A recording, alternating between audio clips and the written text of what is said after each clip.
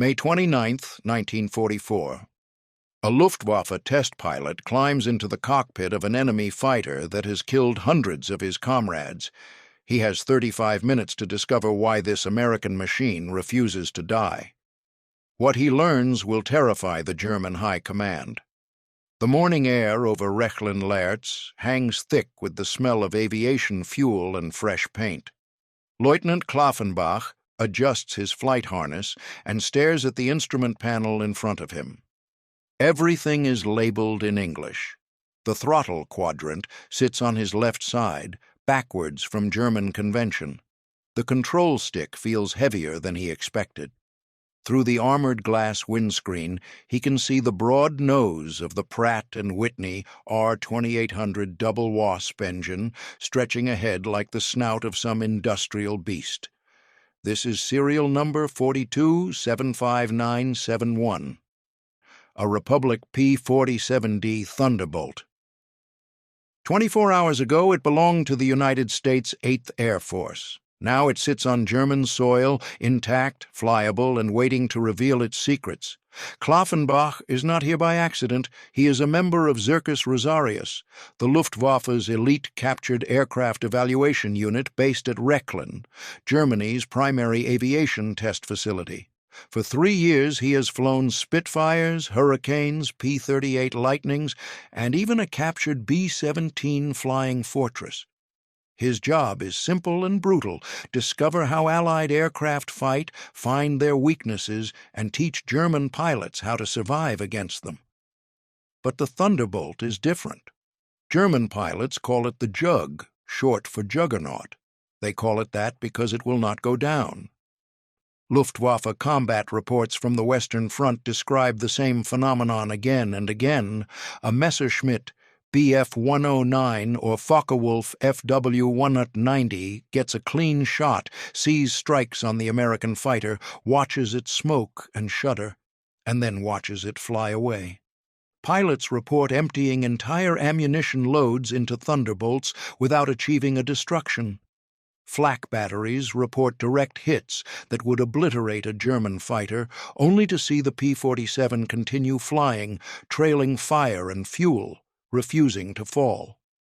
The reputation has become psychological warfare. German fighter pilots know that engaging a Thunderbolt means committing to a long, dangerous fight with no guarantee of success. Even if you damage it, even if you set it on fire, the American pilot might still make it home. Berlin wants answers.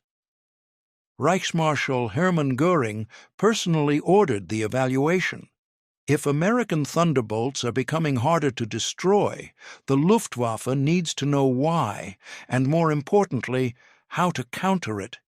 Klaffenbach's mission is clear: fly this captured machine as hard as German pilots fly in combat.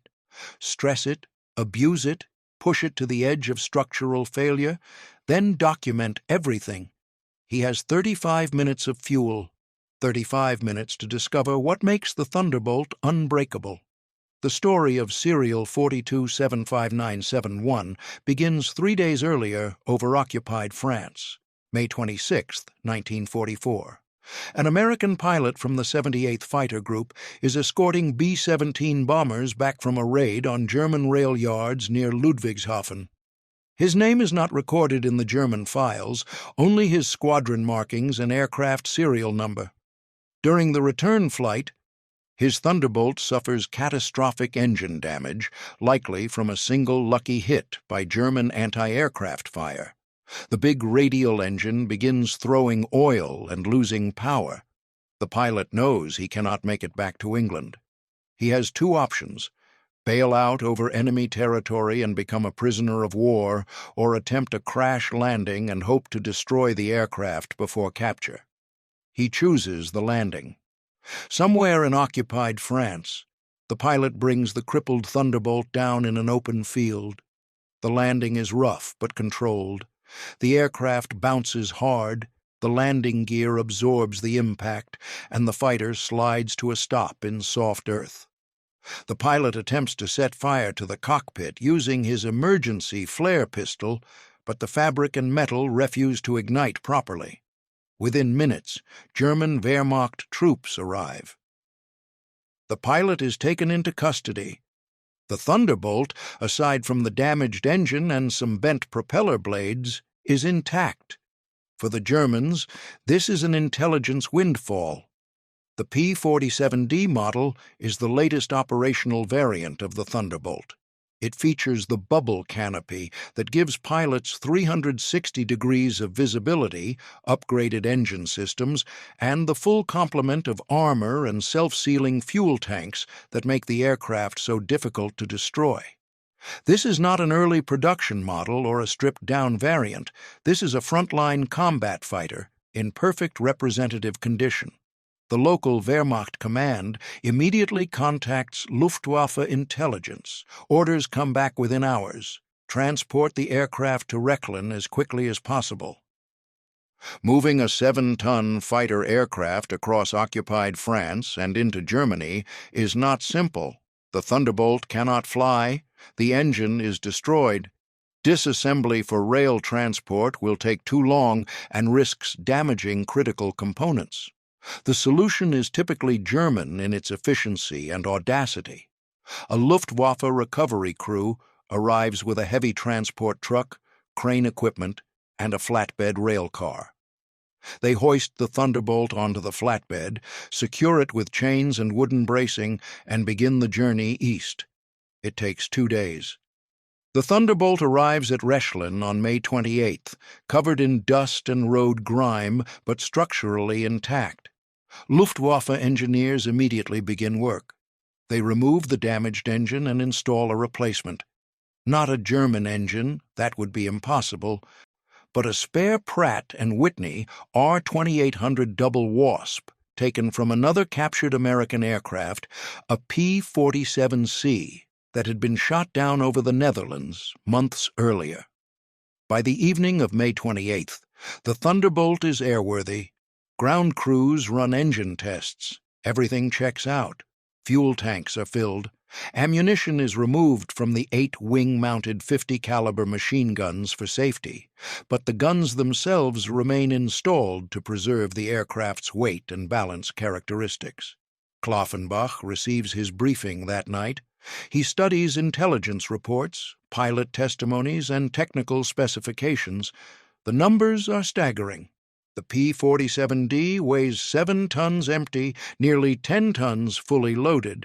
This makes it one of the heaviest single-seat fighters in the world, heavier than a fully loaded German Bf-109 by more than 50%. The engine produces 2,000 horsepower, the same power plant that drives the American B-26 Marauder medium bomber. Maximum speed is approximately 430 miles per hour at 25,000 feet. Service ceiling is over 40,000 feet. Range, with external drop tanks, exceeds 1,000 miles. But the performance numbers are not what interest Klaffenbach most. It is the survivability data. Intelligence reports indicate that the Thunderbolt's airframe is built around a structure of forged aluminum and steel components far heavier than comparable German designs. The cockpit is surrounded by armor plating, steel panels behind the pilot's seat, armored glass in the windscreen, and additional plating beneath the cockpit floor. The fuel tanks are self-sealing, lined with rubber compounds that automatically close over small punctures. The oil and coolant systems are redundant, with backup lines that keep the engine running even after battle damage. German pilots report that even when Thunderbolts are heavily damaged, they often remain controllable. Engine fires that would destroy a Bf-109 in seconds seem to burn out or extinguish themselves in the Thunderbolt's armored compartments. Control surface damage that would send a German fighter into an unrecoverable spin seems to leave the massive American fighter still capable of straight and level flight. The question is whether this reputation is real or exaggerated. Klaffenbach's test flight will answer that question. May 29, 1944, 0600 hours. Clear skies, light winds, perfect test conditions. Klaffenbach walks across the tarmac toward the Thunderbolt. Even sitting on the ground, the aircraft looks massive. The fuselage is broad and deep. The wings are thick, almost ungainly. The landing gear is tall and sturdy, designed to absorb carrier-style landings, even though the Thunderbolt is a land-based fighter. Everything about the design suggests brute strength over elegance.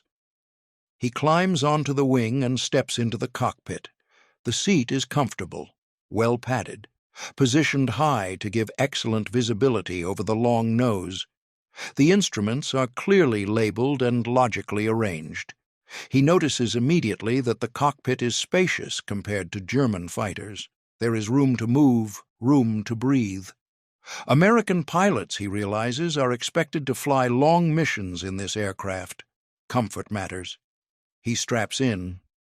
The ground crew chief, a Luftwaffe mechanic who has been studying the Thunderbolt systems for 2 days, leans into the cockpit and walks Klaffenbach through the startup procedure. It is more complex than a German fighter. Multiple fuel valves, mixture controls, propeller pitch settings, turbocharger management. The R2800 is a sophisticated engine that requires careful handling. Klaffenbach follows the checklist. He opens the fuel valves, sets the mixture to rich, and primes the engine. He engages the electric starter. The massive 18-cylinder radial engine turns over slowly, coughs once, then roars to life. The sound is thunderous. The entire aircraft vibrates. Exhaust smoke billows from the cowling as the engine settles into a rough idle. He checks the instruments. Oil pressure climbing, temperature within limits. All systems nominal. He releases the brakes and taxis toward the runway. The Thunderbolt's nose blocks all forward visibility. Klaffenbach has to weave side to side, turning down the taxiway to see ahead, a technique he learned from interrogating captured American pilots. The controls feel heavy even on the ground. The rudder pedals require significant force to move. At the runway threshold, he runs through the pre-takeoff checks one final time. Everything is ready. He pushes the throttle forward. The R2800 responds with a roar. 2,000 horsepower drives the 13-foot propeller into a blur. The Thunderbolt accelerates slowly at first, its massive weight resisting movement, then faster as the engine overcomes inertia. The tail comes up almost immediately. At 70 knots, Klaffenbach pulls back on the stick. The Thunderbolt lifts off smoothly. No drama, no surprises. He retracts the landing gear and begins his climb. The rate of climb is impressive, better than he expected. The big engine pulls the heavy fighter upward with relentless power. He levels off at 3,000 meters, approximately 10,000 feet, and begins his evaluation. First test. Basic handling characteristics. Klaffenbach banks left, then right. The Thunderbolt responds smoothly, but the controls are heavy. The ailerons require substantial force to deflect. This is not a fighter that responds to light fingertip inputs like a Bf-109. This is a machine that must be muscled through the sky. He tries a coordinated turn, 30 degrees of bank, steady back pressure on the stick. The Thunderbolt holds the turn cleanly. No tendency to drop a wing or tighten unexpectedly. The handling is stable, predictable, almost boring in its precision. He rolls into a steeper turn, 60 degrees of bank. The G-forces press him into his seat. The Thunderbolt groans, but holds. He glances at the G-meter on the instrument panel. 4 Gs. The airframe is not complaining. He rolls out and notes his observation. The Thunderbolt can sustain high G turns without structural stress. This matches intelligence reports.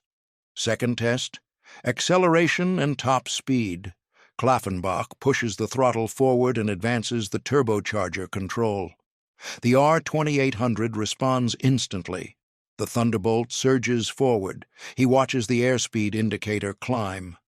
200 knots, 250 knots, 300 knots. The acceleration continues smoothly.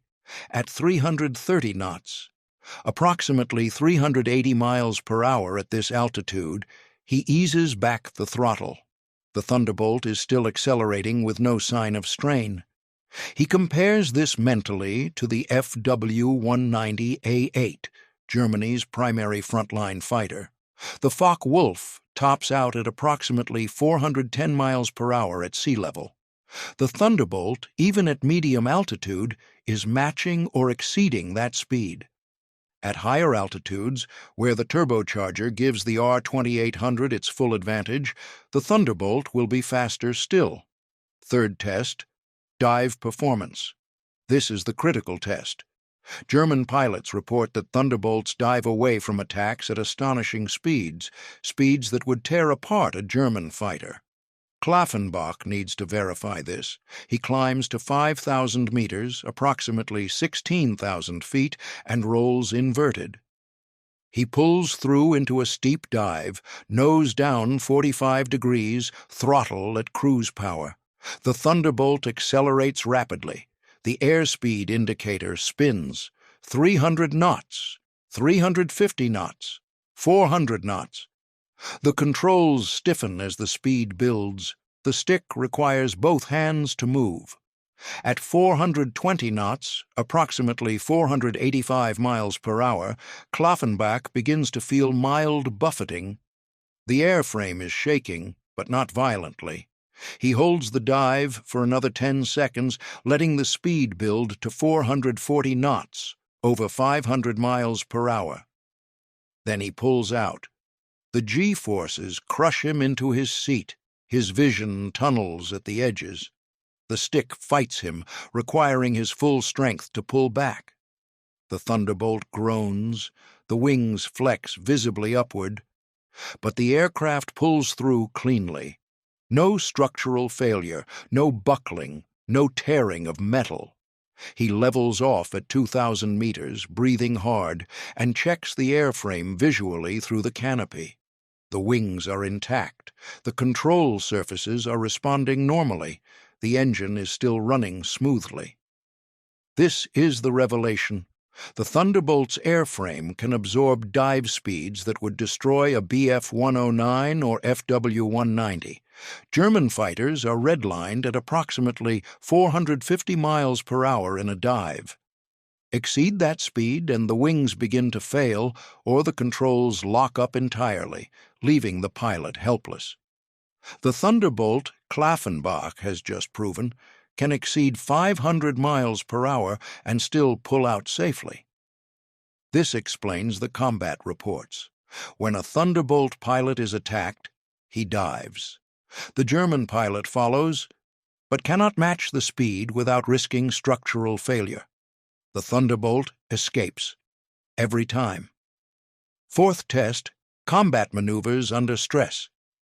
Klaffenbach sets up a simulated attack run. He rolls into a dive from 4,000 meters, accelerates to maximum speed, then pulls out hard and transitions immediately into a climbing turn. This is the classic boom and zoom tactic, the attack profile that American pilots use to exploit the Thunderbolt's strengths. The maneuver is brutal. The G-forces during the pullout are crushing, easily 6 Gs or more. Klaffenbach's vision grays completely for 2 seconds.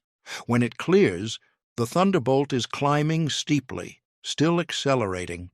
He rolls into a 60-degree bank and pulls hard, forcing the aircraft through a high-speed climbing turn.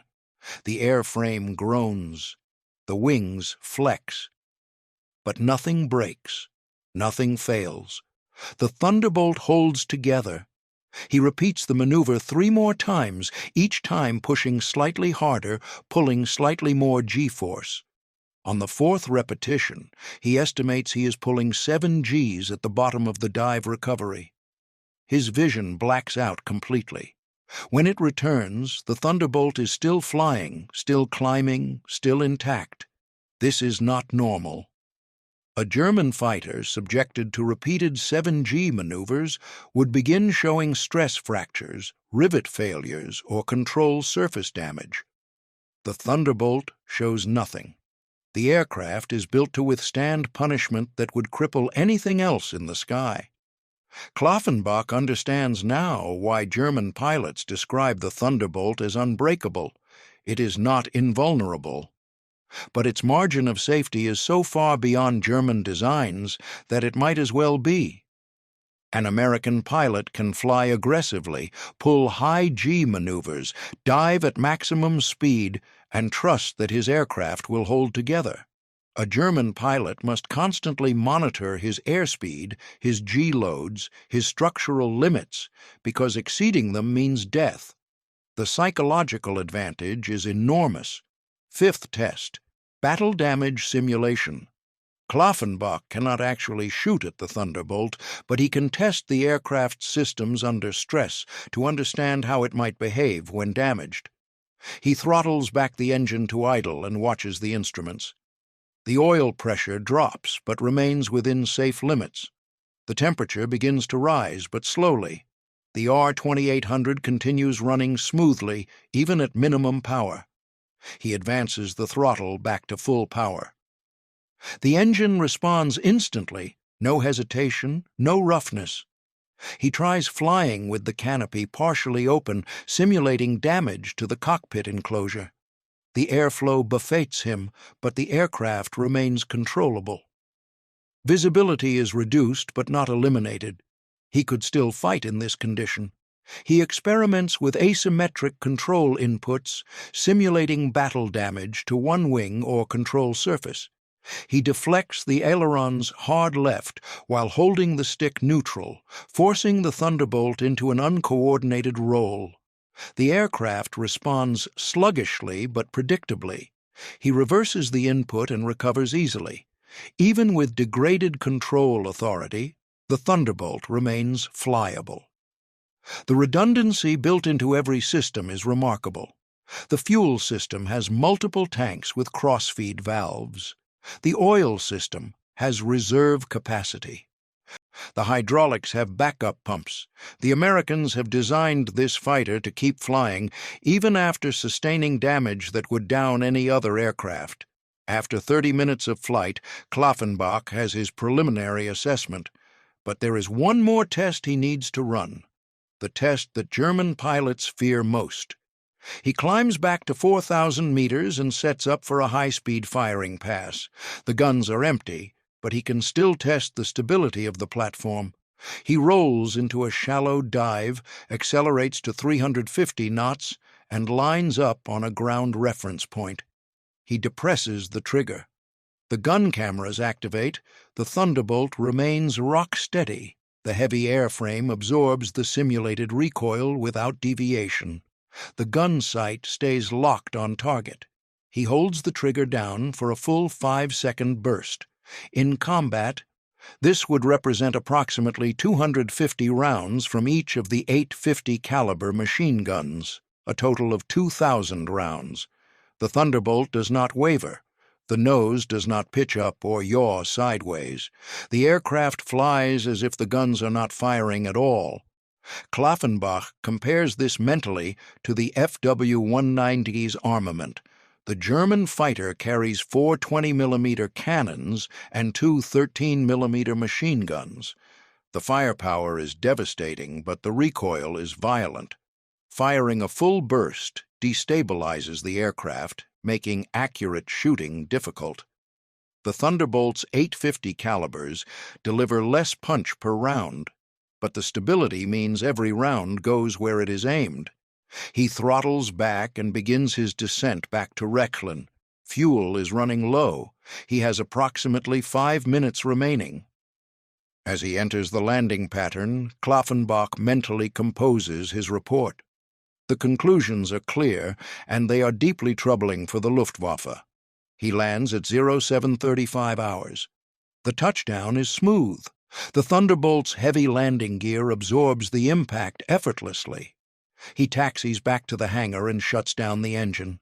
The ground crew swarms the aircraft, checking for damage, stress fractures, anything unusual. They find nothing. The Thunderbolt is exactly as it was before the flight. No structural damage, No system failures, no wear beyond normal operational limits. Klaffenbach walks directly to the Zircus Rosarius Technical Office and begins writing his report. He works for 4 hours, documenting every observation, every measurement, every tactical implication. The report is 17 pages long. The conclusions are unambiguous. Republic P-47D Thunderbolt, serial 42-75971. Structural integrity exceptional. The airframe demonstrates extraordinary resistance to high G maneuvers and high-speed flight. During testing, the aircraft sustained repeated stress loads estimated at 6 to 7 Gs without visible damage or performance degradation. Dive speeds in excess of 500 miles per hour were achieved with full controllability maintained. Pull-out from high-speed dives was accomplished without structural failure. Armament platform stability is superior to all German fighter types. The heavy airframe absorbs firing recoil with minimal deviation. Accurate shooting is possible even during sustained bursts. Systems redundancy is extensive. Fuel, oil, hydraulic, and electrical systems all demonstrate backup capacity beyond German design standards. Battle damage that would render a German fighter unflyable may leave the Thunderbolt operational. Primary weaknesses. Low-speed maneuverability is inferior to Bf-109 and Fw-190. The Thunderbolt cannot compete in sustained turning engagements. Roll rate is mediocre due to heavy aileron forces. Forward visibility on the ground is poor due to the long nose. Tactical assessment. The P-47D is optimized for high-speed, high-altitude combat using boom and zoom tactics. It exploits superior structural strength, dive performance, and firepower stability to dictate engagement terms. German fighters cannot match its dive speed or structural resilience. Recommended defensive tactics: avoid pursuing Thunderbolts in dives. Force engagements into slow-speed turning combat where German fighters retain advantage. Attack only with significant altitude superiority. Expect the Thunderbolt to absorb battle damage and remain operational. Multiple hits are required for assured destruction. Primary conclusion: the P-47D Thunderbolt represents the most structurally robust fighter aircraft currently in operational service. Its survivability characteristics are unmatched. If deployed in large numbers over Europe, it will significantly degrade Luftwaffe combat effectiveness. Klaffenbach signs the report and submits it through channels. He knows what will happen. The report will travel up the chain of command through the technical office at Rechlin to the operations staff at Luftwaffe headquarters and eventually to Reichsmarschall Göring himself. The response, when it comes, is predictable. Senior officers question the findings. Is Klaffenbach certain the captured aircraft was not modified? Could the test conditions have been unrealistic? Are there factors he is not considering? Klaffenbach stands by his assessment. The Thunderbolt is exactly as capable as his report indicates. The structural advantage is real. The survivability advantage is real. And the threat to German air operations is very real. But the report changes nothing. By late 1944, the Luftwaffe is overwhelmed. American P-47 Thunderbolts, P-51 Mustangs, and P-38 Lightnings dominate the skies over Germany. German production cannot match Allied output. German pilots, no matter how skilled, cannot overcome the material disadvantage. Klaffenbach's report becomes one more document in a growing pile of uncomfortable intelligence. The Luftwaffe knows it is losing the air war. The question is no longer whether German fighters can compete with Allied aircraft. The question is how long German forces can continue fighting before complete collapse. The P-47, Thunderbolt's combat record validates Klaffenbach's 35-minute assessment. In the European theater, Thunderbolts fly more than 500,000 sorties. They destroy thousands of German aircraft in air-to-air combat and obliterate tens of thousands of ground targets, locomotives, trucks, tanks, artillery positions. The loss rate is remarkably low. Thunderbolt pilots frequently return to base with aircraft so heavily damaged that ground crews are astonished the machines are still flying. The Unbreakable reputation becomes reality. American pilots love the Thunderbolt. They call it the Jug with affection. Not mockery. They trust it. They know that if they are hit, if they are damaged, if they are on fire, the Thunderbolt will carry them home. That confidence translates into aggressive tactics, bold attacks, and relentless pressure on German forces. Klaffenbach survives the war. In April 1945, as Allied forces close on Rechlin, he evacuates west and surrenders to American troops. His expertise is immediately recognized. The United States Army Air Forces recruit him to evaluate captured German aircraft, the mirror image of his wartime role. After the war, Klaffenbach writes extensively about his experiences testing Allied aircraft for the Luftwaffe. His memoir, published in the late 1950s, includes detailed technical assessments of the Thunderbolt, Mustang, Lightning, and other American fighters. Aviation historians consider his accounts among the most reliable primary sources for comparative aircraft performance during World War II. In interviews decades later, Klaffenbach describes the P-47 as the most survivable fighter he ever flew. He credits American engineering philosophy: design for worst-case scenarios, build in redundancy, prioritize pilot survival above all else. The Thunderbolt embodied that philosophy completely. But Klaffenbach's report on Serial 4275971 raises a deeper question about institutional honesty and military effectiveness. He provided accurate, actionable intelligence about an enemy capability. The Luftwaffe acknowledged the findings but could not act on them. German industry lacked the resources to redesign fighters around similar principles. German strategy lacked the flexibility to adapt tactics at scale. The truth was documented, filed, and ultimately ignored because confronting it required capabilities Germany no longer possessed. This pattern repeated throughout the German military in 1944 and 1945. Accurate intelligence was gathered, honest assessments were made, and realistic conclusions were reached. But the gap between knowing the truth and acting on it grew insurmountable. The machinery of war continued grinding forward based on momentum, not strategy. Klaffenbach's 35-minute test flight was a microcosm of that failure. One pilot, one aircraft, one honest report, and a command structure that could do nothing with the information except file it away and hope the problem would somehow resolve itself. It did not. The lesson extends beyond World War II and beyond aviation. In any organization facing existential pressure, the willingness to hear uncomfortable truths and act on them is the difference between adaptation and extinction. Klaffenbach provided the truth. The Luftwaffe, trapped by resource constraints and strategic paralysis, chose extinction. Lieutenant Klaffenbach passed away in the early 1990s. His legacy is the meticulous documentation of over 40 captured Allied aircraft types, each report written with technical precision and tactical insight. He flew the P-47 Thunderbolt once, for 35 minutes, in May 1944. It was enough to understand why American pilots called it Unbreakable. It was enough to know that Germany was fighting an enemy it could no longer match. The Thunderbolt kept flying. Germany kept falling. And 35 minutes of honest evaluation changed nothing because the truth arrived too late to matter. If this story of courage, engineering, and the brutal honesty of war captured your attention, hit that like button and subscribe to Echoes of War.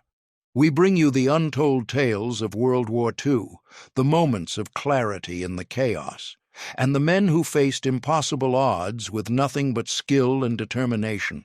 More stories are coming. Don't miss them.